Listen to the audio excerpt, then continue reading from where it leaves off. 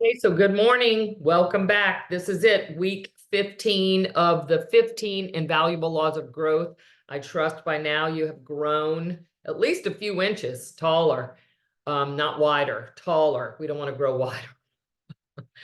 I don't think after you're a little kid, like you don't want to grow wider. Taller is good. We'll take taller, but anyway, we're gonna go over Law 15. Law 15 in the 15 Invaluable Laws of Growth is the law of contribution. And the law of contribution says that growing yourself enables you to grow others, enables you to learn to grow others.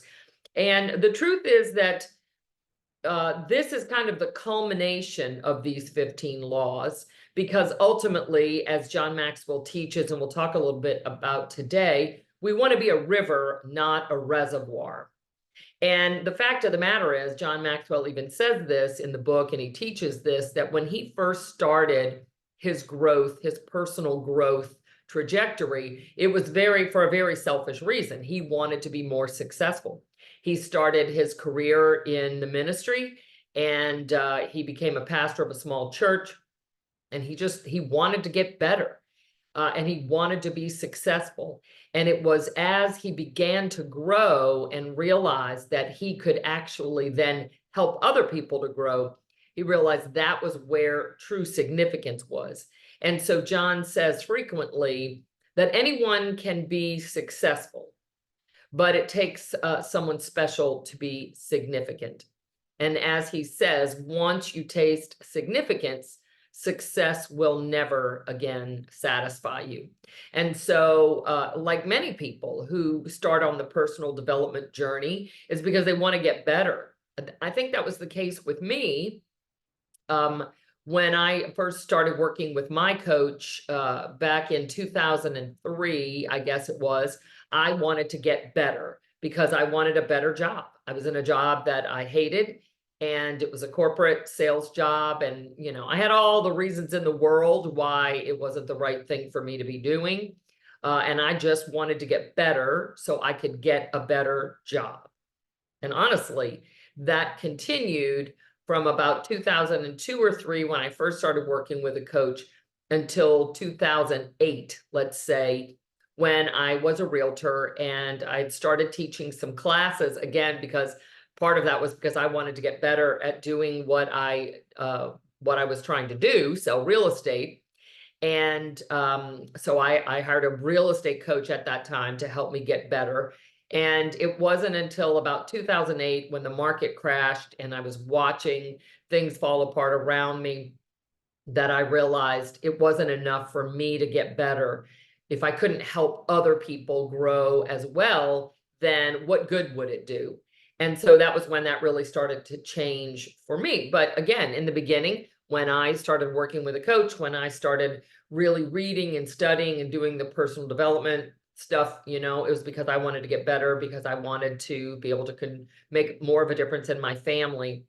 And so I think a lot of people start that way. But as time goes on, you realize if I'm a reservoir, right, I might be growing and taking information in. But if I'm not letting it flow back out, then at some point, I'm not doing what I'm put here to do. So this is part of the law of contribution. When you grow, even if when you first start, it's just because you want to get better. A lot of people who are now working with me as their coach, they do it because they want to get better. They want to sell more real estate. They want to grow their business. They want to build a team. They want to be more profitable. All of those things are part of it. But they very quickly realize that the growth that they're experiencing can then be shared amongst the people in their lives, whether it's their family, their spouse, their kids, or their team or their customers. And so they really realize that adding value to others is where the real juice of life is. And so in adding value to others, the fact is you cannot give what you do not have. You can't give what you don't have. And so personal development, especially for anyone in a position of leadership, whether you're leading your team in terms of business, whether you lead a group of volunteers, whether you serve in your community, whether you do things for your kids, school, church, whatever it might be. You can't give what you don't have. And so if you're in a position of leadership, it's imperative. It's a leadership imperative that you embark on this growth path and that you continue to find new ways to grow, because you can't give what you don't have. And so when you work on yourself, Tony Robbins says, work harder on yourself than you do on anything else.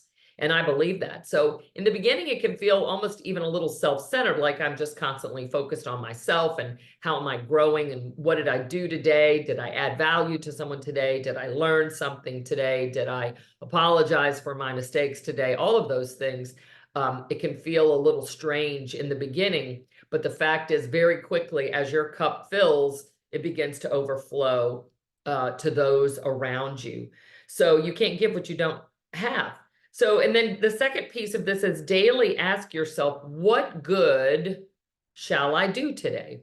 What good shall I do today? And really be thinking about what is the good. Imagine if each morning you ask yourself that simple question: what good can I do for someone else today? How can I make my world a better place? How can I add value, whether it's to my team, to my customers, to my spouse, to my kids, to my neighbors? What good can I do today? That's the law of contribution at work. And then at the end of the day, imagine if you ask yourself the question, what good have I done today? What good did I do today? Tony calls these the morning focusing questions and the evening focusing questions. And so he suggests that you start each day asking, what good can I do? How can I add value to my company, my team, my customers, my family, my community, etc.? Imagine if you asked yourself that question first thing every morning, and you had some real concrete ideas of things that you wanted to accomplish. And then in the evening, as you get ready for bed, imagine if you just ask yourself, what good did I do today? Did I accomplish those things that I set out to do? We get really caught up in the to-do list. Like I have one myself, of a to-do list of things I want to do today and this week and this month, and I'm sure you have those same list. You have a to-do list for today. You've got one probably for the whole week, things that you want to accomplish this month. We're really good at making those to-do lists. What we're less good at is making a to-be list. Like, who do I want to be today? Who do I want to add value to today? What impact do I want to have on the world today? Impact is my number one core value for my business. I want to have an impact on people. That's why I do what I'm doing with you guys right now. It's why I do the work that I do in my small groups and with my one-on-one clients. It's all about having an impact. And you guys as the coachees, let's say, you have to pick up the weights. You have to go and do the work. You have to take what you are learning, whether you're working with me or with some other coach or trainer, and you have to go out into the world and implement it. You have to do the work. I can't do that for you. My goal is to have an impact. And that impact is in large part to inspire you to want to do it. Right? Because I know I'm not there with any of my clients to make sure that they're picking up the phone or doing a pop by or, showing up early for an appointment or at least on time. I'm not there to speak the words into their ears that they're going to say to their customers about why they should work with them. I'm not going to be there as they start to negotiate their compensation or a contract. Like I'm not there for any of those things. I'm not there for the little things every day. Are they making their posts on social media? Are they sending out I'm not there for any of that. My goal is to inspire them and have such an impact that they're compelled to do the things that are going to create success for them in their business and in their life. That's my goal. And so imagine if you asked yourself each day, what kind of impact am I going to have today? And then every evening, ask yourself, what impact did I have? Instead of just going down the list of to-do items to see, did I accomplish all of my tasks? There's only so much fulfillment you can have in accomplishing tasks, right? It's more about having an impact and making a difference. So let's talk about be a river and not a reservoir. There's one thing I know to be true. When you're a river, you're guaranteed to experience abundance in your life, right? Think about a river that flows versus a reservoir that holds, right? We don't want to just hold on to the things that we're learning. We don't want to just hold on to the knowledge, the wisdom, the systems, the processes, the thoughts, the ideas, the expansion of our mind. We don't want to just hold on to that. We want to let it flow through us to the people around us. And when that energy, when that information, when that inspiration, when that impact, when it flows through you, you're guaranteed to have abundance in your life, right? It's like love. It only grows as you give it away. Right. No one's ever really just like received love, but never given it in return and felt an expansion. Like that's not how it works. Okay. It only grows when you give it away. And so think about that with what we're talking about in terms of personal growth. It's going to continue to grow as you let it flow through you and give it away to others. So you're guaranteed to experience abundance when you're a river rather than a reservoir. So I'm going to ask you these questions. These are on your handout. Hopefully you had a chance to print that, but I'm going to ask you these questions.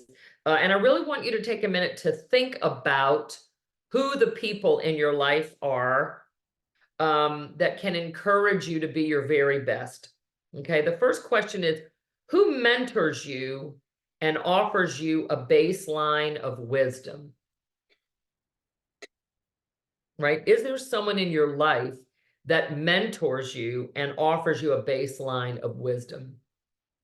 Write those, maybe it's a couple of people that you really rely on. It could be, if you're a realtor, it could be another agent that you respect, that you know they have great values, not just what looks like a great business.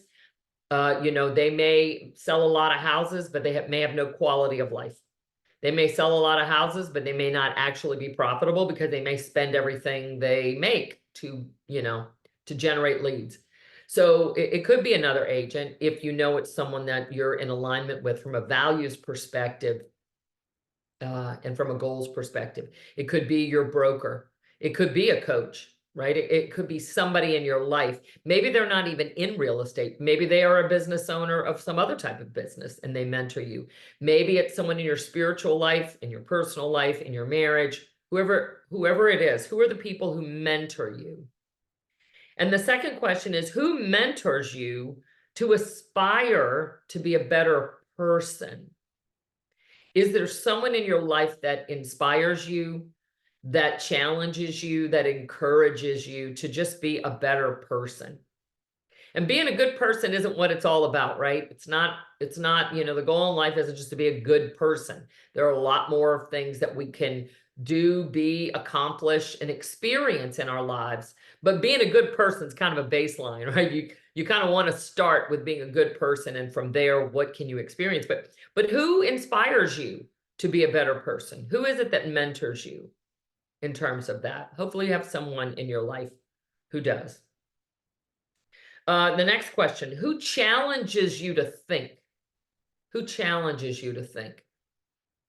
Right? It's not just people who are telling you what to do. We talked about this in the last couple of sessions about people who just want to give you advice. Advice usually starts with, you need to, you ought to, you should. Right? That's advice. There are probably very few people in your life that are truly qualified to give you advice. And if they are, you know who they are. For everyone else, right, hopefully there are people who challenge you to think. They might say, well, let me tell you how I do it. This is how it works for me. You could try it, right? That would be better than here's what you need to do. Especially if it's someone who doesn't know your goals and they don't know your values. They don't really know your model of the world and what your current life is all about. Who are the people that just challenge you to think? And sometimes you need to think differently. All right, the next question, who cheers on your dreams? Who's your cheerleader? Is there someone who doesn't say, ooh, do you really want to go for that? Like, I don't know if you're going to be able to accomplish that. Those are not the people I'm talking about. I'm talking about the people who say, wow, I really admire you. You go, you get it. Like, I'm here to support you, to be your cheerleader. Who are the people in your life that cheer on your dreams? Not the people that rain on your parade or pee in your cornflakes. I'm looking for the people who really cheer you on. The next question, who cares enough to rebuke you? Right? Is there anyone in your life right now that actually has permission to speak the truth to you? One of my teachers, Chris Robinson, I was on a call with him this morning, and he said he was giving a talk in Cambodia, and he was describing everything that could go wrong went wrong. You know, the slide decks didn't work, the translation from English into their language was off.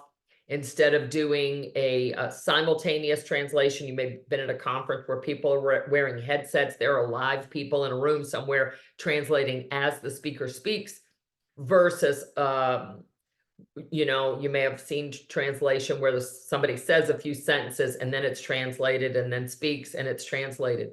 Well, if you're a public speaker, that would be very challenging, because I'm sure you've heard keynote speakers, you know, over time, they get going, they establish a rhythm and a pace for what they're doing, stories, you know, that need to build and reach a climax to teach a lesson. All of those things are much more challenging when you're having to just say a few sentences and wait for it to be translated. So anyway, Chris was talking about all of the things that went wrong, you know, and so that evening at dinner, he asked John Maxwell for some feedback.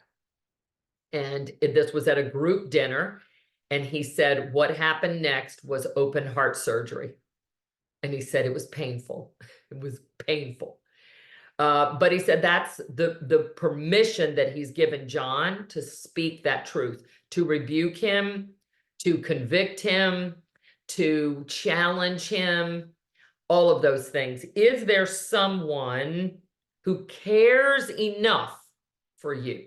This isn't like just tearing you down for the sake of tearing you down. You don't need those people. Those people are subtractors or dividers. We don't need those people. We need adders and multipliers in our lives. But is there someone who cares enough for you to actually perform that open heart surgery on you? Right? That's one of the wonderful things about being a coach. Like, all of these things, you know, I want to be able to be the answer to those questions for my clients. And one of the things I love most is to be able to perform that open heart surgery with my clients and have them receive it because they know it's given in love. Because a lot of times, you know, they just don't have anyone in their life who is able to do that for them. They have family members, but that's painful. They might have friends who, you know, again, maybe want to take them apart from time to time, that aren't truly qualified to give, to perform that level of surgery. And so they trust me to be able to do that, and they receive that. And it's wonderful, because every time I have to perform open heart surgery on a client, they get healthier, they get better. When they receive it with the spirit of love in which it's given, they always grow. And it's just wonderful to watch the mind be opened and changed. And so, who in your life cares enough to rebuke you? The next one, who's merciful when you failed? Like, who's there that says, I get it, you know, I get it. It sucks. Failure I don't know that it ever gets easier. Failure is painful, no matter how you slice it. But who is merciful with you when you have failed? Who is someone who can be a witness to your failure, be an ear for you to confess your failings, and can show you enough mercy so that you can then begin to reflect on that failure and use it as a growth experience? Right? That kind of goes with the rebuking. The fact of the matter is, if you have failed at something, you got to be able to experience the grief and the pain the guilt, the shame, the anger, whatever emotions you're experiencing around that failure, you have to be able to experience that and process it. It's not like you don't shove it down and try not to deal with it, because it's coming back up at some point. But who is there to help you process what it feels like to actually fail at something, but then extends mercy and helps you begin to grow beyond that? We talked about this a number of weeks ago when we talked about the law of reflection. And we said that experience isn't the best teacher. Evaluated experience is a fantastic teacher. And so when you fail at something, is there someone in your life that can show you enough mercy to allow you to process the emotions associated with that failure, and then begin to process it and see, what did I do to contribute to this failure? What did I fail to do that contributed to this failure? What do I need to do differently so that I can grow beyond this and not experience this failure again? Who's that person in your life? The next one, who shares the load in pressurized moments without being asked? Who shares the load? Who's there when they see that you're heavy laden that can say, you know, give me some of that, I'll help you carry it? Do you have someone in your life that can show up when you're under pressure and help share the load for you? Who's that person? If there's someone in your life, write that name down. The next one, who brings fun and laughter into your life? Hopefully there's somebody in your life that can help you laugh. Tony tells the story of something that happened to him in business. This was decades ago. And someone that there were 3 business partners. It was Tony and 2 other guys. And one of those guys was kind of in charge of the finances. And Tony was off doing one of his seminars and got a call that this person had embezzled about $250,000 and had left the country. And what I love about Tony, he said at that time, that was a lot of money. You and I would probably say, no, at this time, that's a lot of money. But for him, 250,000 was a lot of money at that time. And it was, essentially going to bankrupt the company. And so he flew into a rage. And he said, I'm getting on a plane. I'm going to Mexico. I'm going to find him. I'm going to kill him. This was his life's work, and this guy had put it in danger. And he said the other guy's telling him, like, calm down. Calm down. This is not an appropriate response. Murder is not an appropriate response to this.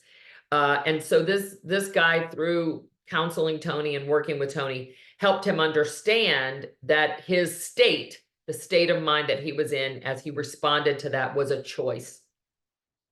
And that he was choosing to let rage guide him in that moment. And so he was able to help him reframe that and choose a different response. That's why Tony talks about being 100% responsible for our lives. And as he says, when you're responsible, you're response-able. You're able to respond.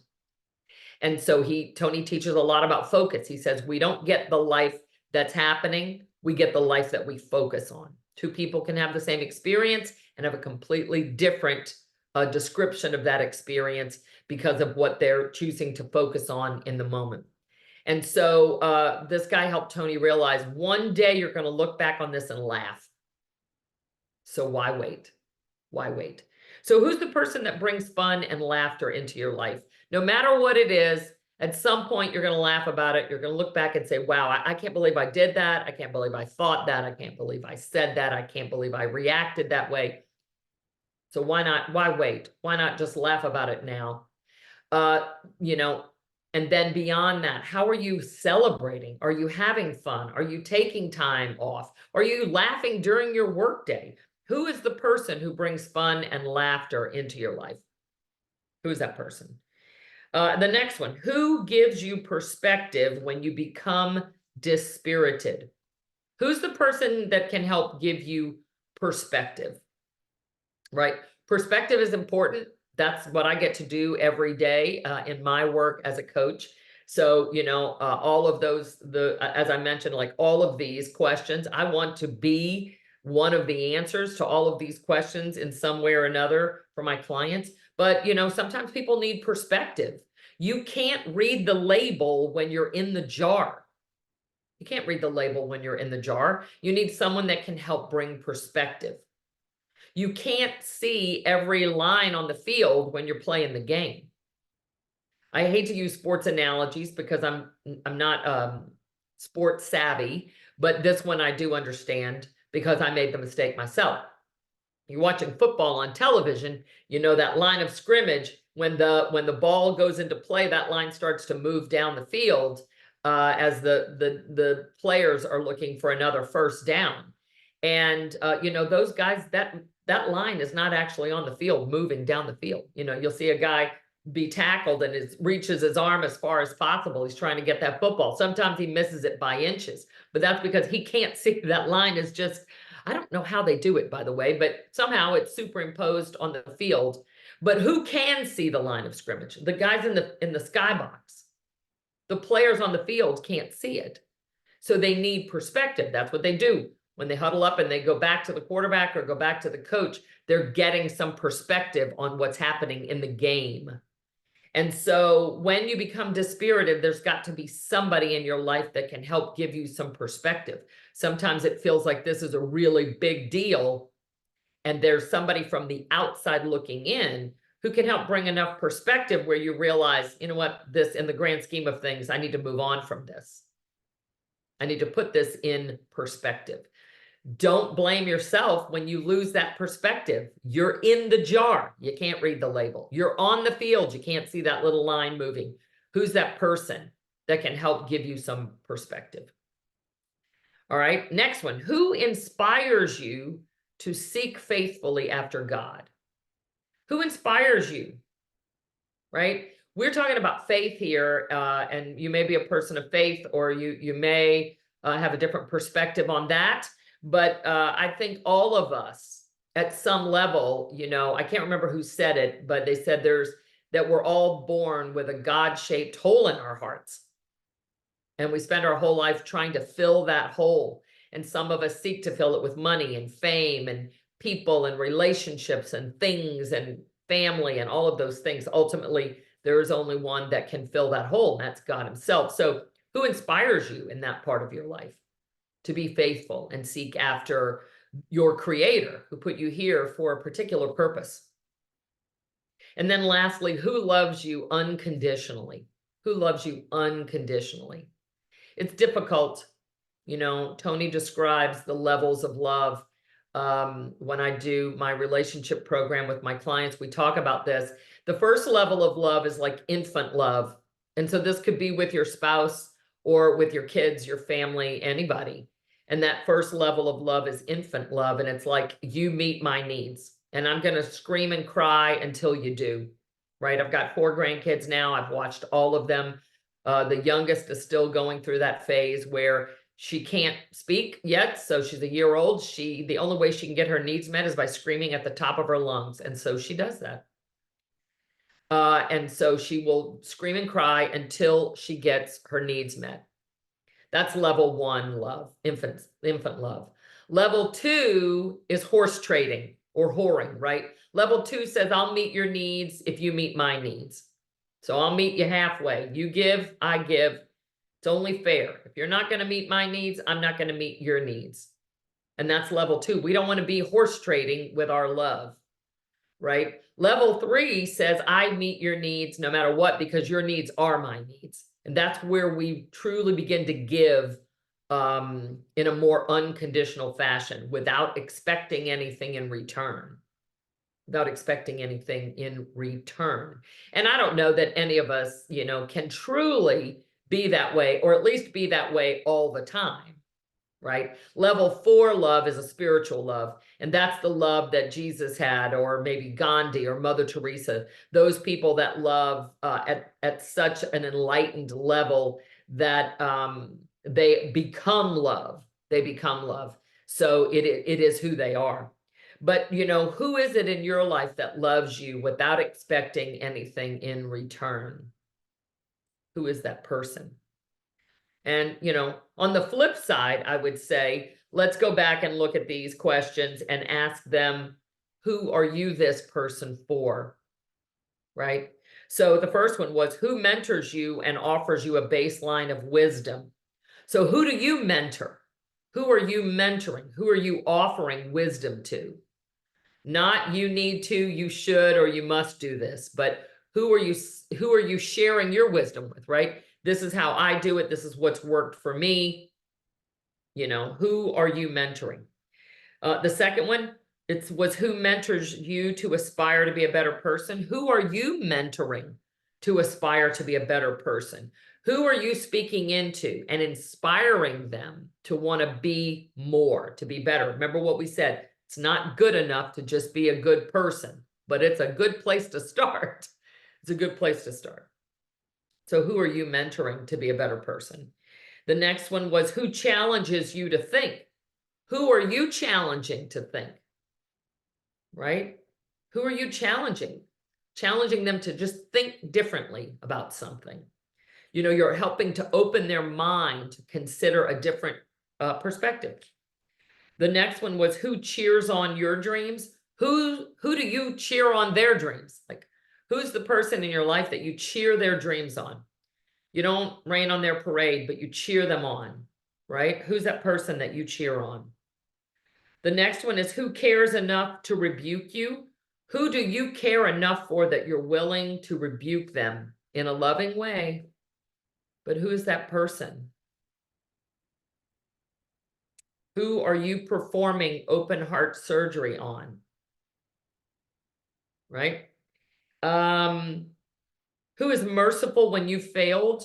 Who do you show mercy to when they fail? Who knows that no matter what, no matter how big the failure, they can lean on your shoulder and you'll receive them and show them mercy, right? Let them process the emotions of the failure, be merciful to them, and then begin to help them reframe and find a way to evaluate that failure to use it as a way to grow. Who's that person that you're merciful to? The next one, who shares the load in pressurized moments without being asked? Who's the person in your life that you show up and share their load, right? They're carrying a heavy burden and you just go alongside them and take some of that from them. Who's that person? They don't even have to ask you and you're there. You just, without word, you just take some of that burden off of them. Hopefully there's someone in your life like that. And then who brings fun and laughter into your life? Well, whose life do you bring fun and laughter into? I mean, if we're not having fun in this life, I'm really not interested in being here. I love to have fun. So who are you bringing fun and laughter into? Who gives you perspective when you become dispirited? Who's the person that you show up and you give them some perspective when they're feeling deflated or discouraged or overwhelmed or, hopeless? Who's the person that you can bring perspective to? Who inspires you to seek faithfully after God? Who are you inspiring spiritually? Is there someone in your life that you're sharing your faith with? Who loves you unconditionally? Who do you love unconditionally? How can you love the people in your life without condition? Right? So these questions, I think, are so important. These questions, in fact, are probably part of the core reason of why I do the work that I do, because I want to be that person for my clients, right? And I want to help them to be that person for their team, their family, people in their world. And talk about being a river and not a reservoir. It wouldn't be any good for me as a coach if all I did was help my clients get better. It only works because I know that then that stuff spills out into the world around them, whether it's their spouse, their kids, their team, their family, whatever it might be, their customers, right? That's why the job is so rewarding and fulfilling, because I get to practice that every day. And the days that I'm successful at being that person for my clients and inspiring them to go and be that person for their family and friends, I mean, there's no better day. All right, so let's look now at how do we live this law of contribution? How do we live it? We want to give to grow and grow to give. So we have to make the right contribution choices. And the first one is be grateful. This is how we begin to live the law of contribution. We have to live with that abundance attitude, live with an attitude of gratitude. And so for just a moment, I'm going to ask you to think, who are the people that made sacrifices for you to be where you are? Who are the people that have made sacrifices? Now, you can take this at a macro level, right? If you're a person of faith, you might say, well, I'm grateful that God sent his son, to die for me. If you're, you might think at a macro level, I'm thankful that our founding fathers were willing, to go to battle and fight for us, for our freedoms in this country. I'm grateful for whatever. You might do that at a macro level. You might think of something larger than yourself. You might think of your great grandparents who came over on the Mayflower, to come to America for a better life. You could do that on a macro level, and it's probably a great idea to do that. You could think more at a micro level, right? You could think about your parents. You could think about your siblings. You could think about your broker. You could think about all the people who learned things and shared them with you. You could do that at any level, but do you have an understanding that other people's sacrifices are what made it so that you could be doing what you're doing today? Maybe your spouse said to you, look, I'll handle the benefits and the steady paycheck, and you go pursue your dream of being a realtor. I don't know, but there are some people that made some sacrifices that have enabled you to be where you are. Beyond that, are you just grateful that you took a chance to become a realtor? Grateful that, the economy is still moving and that people are moving. Where can you find some gratitude every day? Grateful that you have, another breath to breathe, that you have a roof over your head. It's just having this attitude of gratitude, understanding that other people have gone before us. In fact, just think about personal development. None of us are having to make this stuff up. There are people who've gone before us and we're standing on their shoulders. We're standing on their shoulders. We'll talk a little bit about Jim Rohn today. He's sort of the father, if you will, of what we would consider modern day personal development back in the days of Zig Ziglar and those guys. Like, these are some of those people. You can go back to the 20s and 30s with Napoleon Hill and Andrew Carnegie. There's so many people that went before us that understood that if we were going to develop our mind and think differently, we could grow beyond whatever our current circumstances are. And so being grateful that those people have gone before us. None of you has to figure out how to sell real estate. There's a book. It's called The Millionaire Real Estate Agent. And if you read it, you'll know how to sell real estate. It's pretty simple. It's not that complicated. It's not easy. It's not easy. Clearly, most people don't sell very much real estate, but it is pretty simple. So think about being grateful for all of those people. Number 2 is put people first. Put people first. That can be difficult to do when you're in a high pressure career like real estate. It can feel like the next paycheck, the next transaction, the next, the next volume, the next home, whatever. It can feel like that's what has to come first or has to come next, but we got to put people first, right? Especially if you're in a position of leadership. If you don't put people first, you will turn around at some point and find out that you're just taking a walk. You're alone, right? He who leadeth without followers is just taking a walk. You're just taking a walk. So if you don't put people first, they will eventually leave you. leave you. You can look at any political party, you can look at any corporation, you can look at any organization that ends up with really poor leadership, and you will find that eventually people will stop following that person, and their cause, their corporation, their whatever becomes defunct. So you got to put people first. Number 3, don't let stuff own you, right? There's a quote John Maxwell has in a book: there are only 2 reasons to have money. Number 1 is to have option, and number 2 is to serve others, right? Wealth truly is just about having options. It's having options. Tony Robbins says wealth is doing what you want, when you want, as much as you want, with whomever you want. But he also says that the secret to living is giving.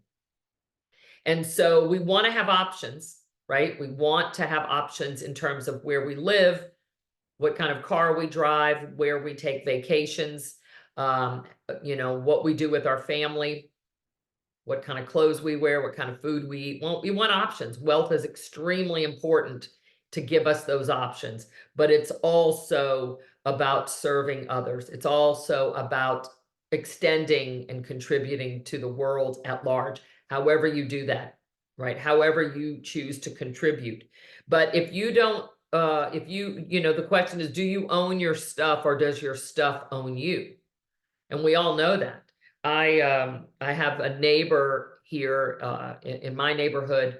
She's going through a really tough time. Her mother has cancer, and her father has passed away, and her mother lives about an hour away from us here. She's in Orlando in a 3,100 square foot house that she refuses to leave. And so my friend, my neighbor, has to go and spend weeks on end in Orlando. Her mother doesn't want to come to Daytona. She doesn't want to leave her house. And so my client is really under a lot of stress. And she's like, Mom, we need to get rid of this house. This stuff owns you. You can't take care of it. You're sick, all of the things. Can you imagine the upkeep on a 3,100 square foot house filled with stuff that her mom has been accumulating for decades? And so now that her mom is in bad shape physically and is probably dying, she is still owned by her stuff instead of being free to enjoy and deepen her relationship with her daughter in her last months of life. She's using it to put that wedge between them because she's got a house filled with stuff that owns her. So don't let your stuff own you. Take stock of that, right?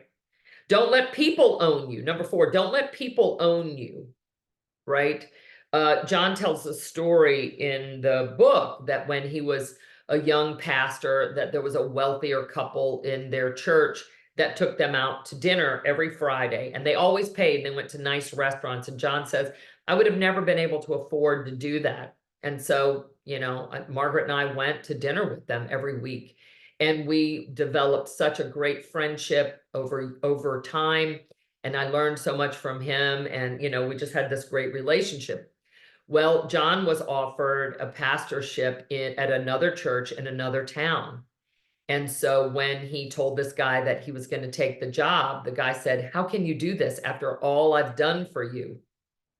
And John said he realized that was, the guy wasn't truly contributing to him. He had begun to own him. He felt like he was owed something because he took him to dinner every week. So don't let people own you. You can accept gifts 100% graciously, but don't let that be a means for you to be controlled.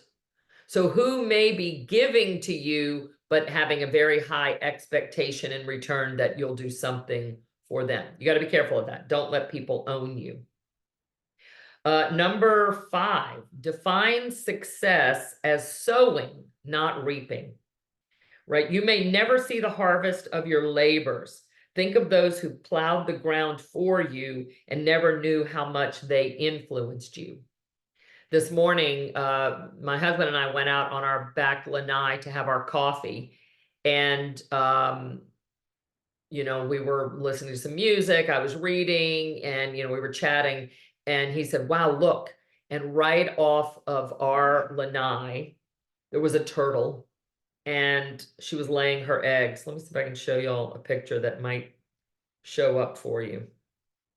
So here's the lanai. There we sit there. And then right there next to my bird of paradise, there she is. She's laying her eggs. And it was so cool because we were out there. I don't know what time she got there, but you know, it was about an hour, hour and a half that she just was moving around. And by the time she finished, she had covered up all the mulch right over her little egg. I think it's called a clutch. And then she made her way out back down. We live on a preserve, and so she went right down into the swamp, never to see the harvest of her labors. So she's not going to be their mommy. She laid those eggs and she's gone. But what a great example of sowing, right? Of putting the emphasis on sowing. So she laid those eggs. Now my husband and I are going to do our best to protect those eggs from raccoons and snakes, but she won't likely see the harvest of her labors. So can you focus more on what you're doing to sow, right? What are you pouring into other people? You know, what are you giving to your team, to your customers, to your family, right? Commit now to not leave this world without having impacted others for good. We talk about this in my church about building a legacy. It says, and our motto is, if you want to leave a legacy, you got to first build a legacy. And we talk about that because we're currently meeting in an elementary school cafeteria, but we just purchased some land here in Daytona, and we will be starting to build a church. You know, that hopefully it's not about the building, it's about the legacy that our church, our congregation can leave in the Daytona area for, you know, now and forever. And my husband and I talked about it because we're part of that legacy project.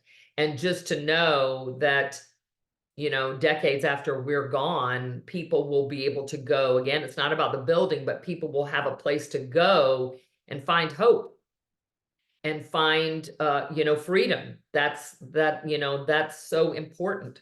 And that will be able to continue far beyond the time that we're walking this earth, because we made our contribution through our talents, our treasures, and our time to be able to build that legacy. So commit now in some way that you're not going to leave this world without having made an impact on somebody else.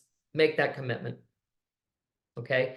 And last point here, keep growing to keep giving, right? If you stop growing, you're going to stop giving. This is why retirement can be such a challenge for people. And believe you me, I'm watching it.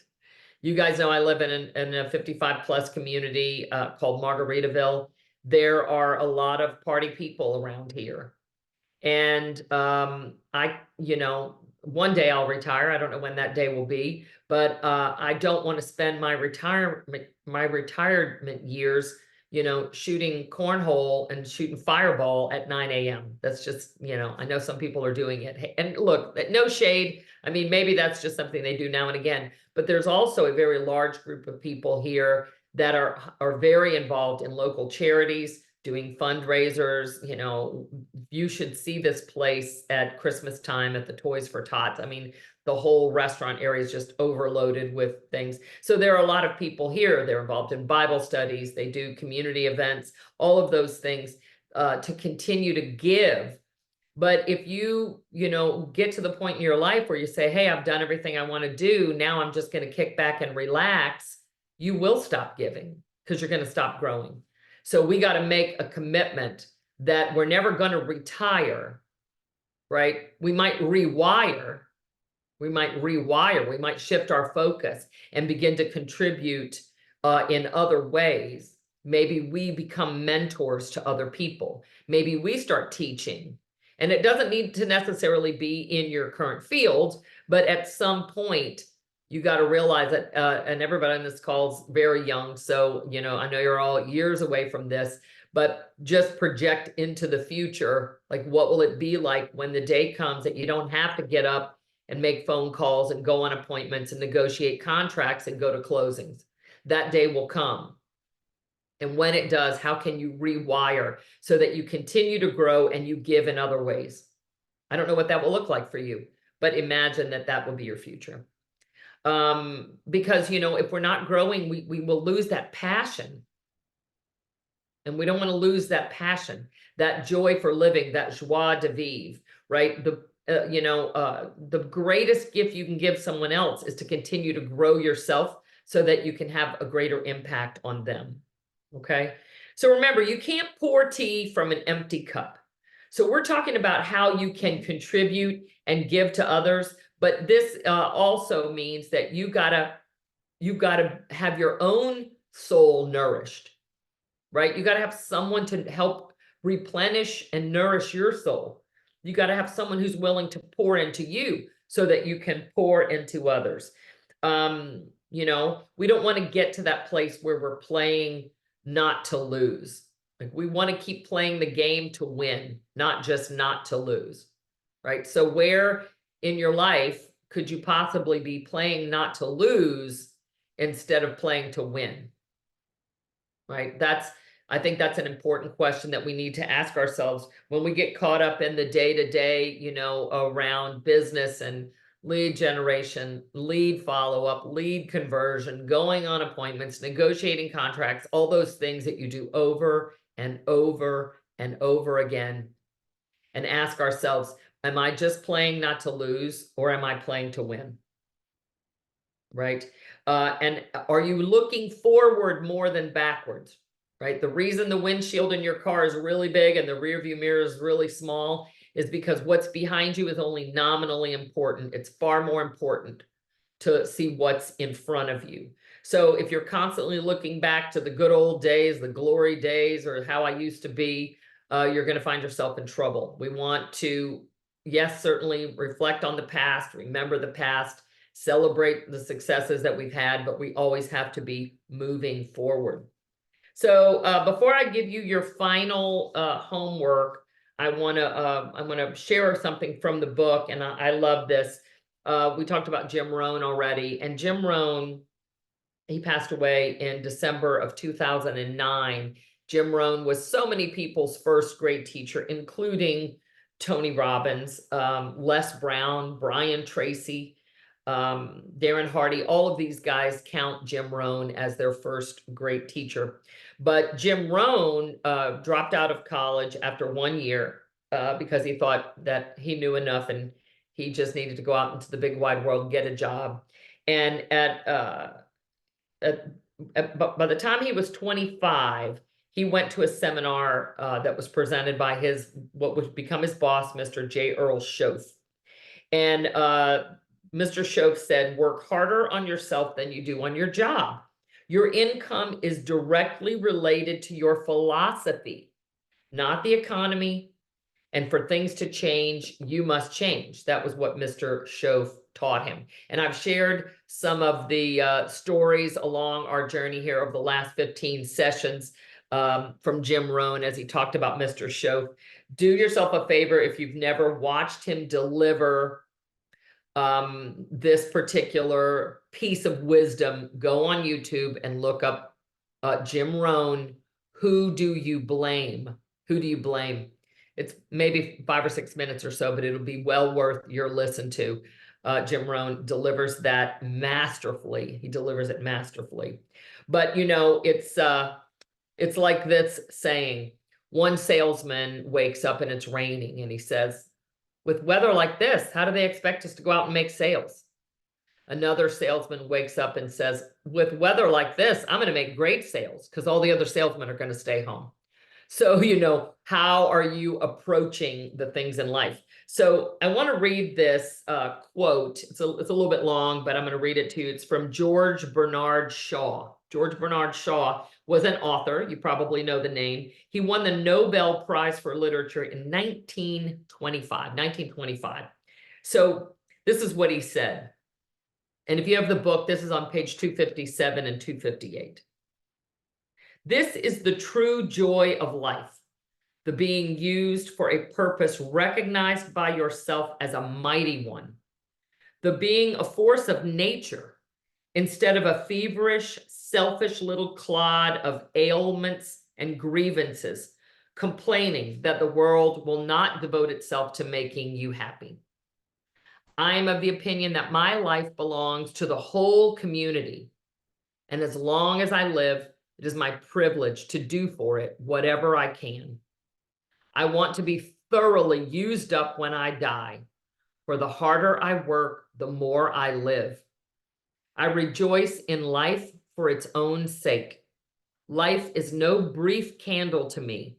It is a sort of splendid torch, which I have got hold of for the moment, and I want to make it burn as brightly as possible before handing it on to future generations.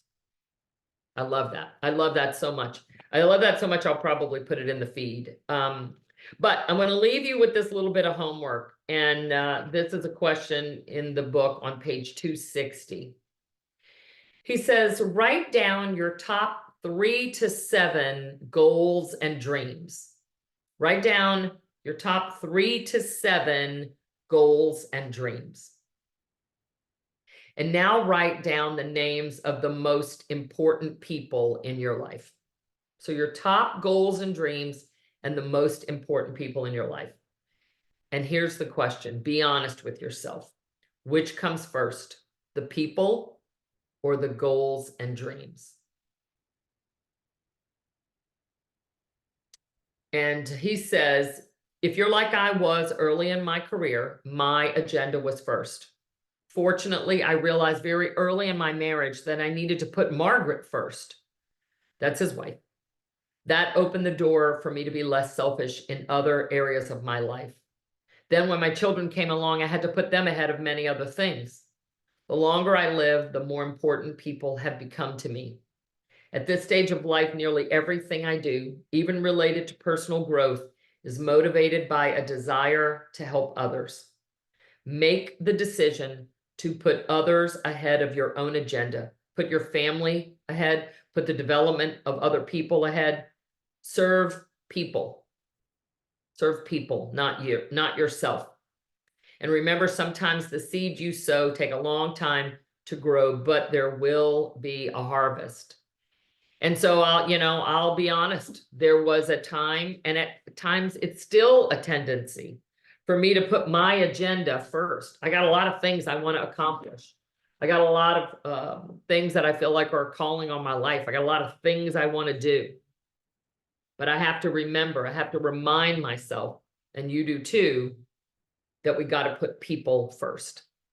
So growing yourself enables you to grow others. That's a law of contribution. That's a law of contribution.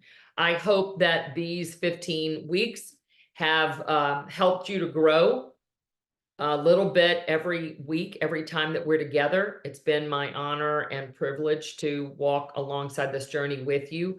Like I told you guys, this book, I read this book every couple of years because I'm always learning and remembering something that I need in order to continue to develop myself so that I can develop not only my clients, but my kids, my family, and the people in my life.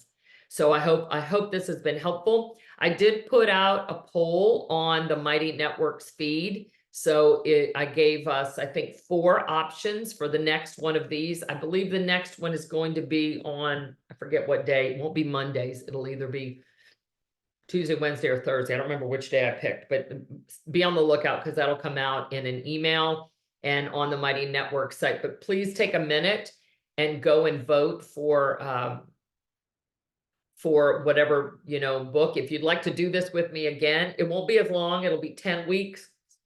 When your nose itches, doesn't that mean money is coming your way? My nose is itching.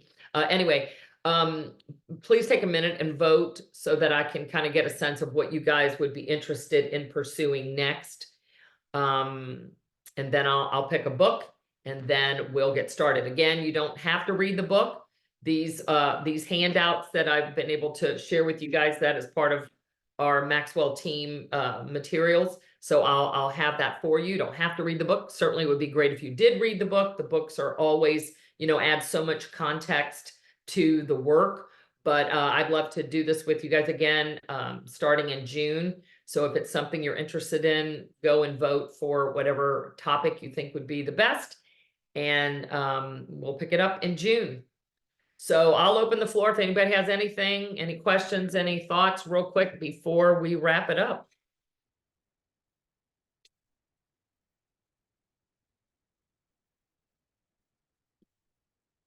Nope.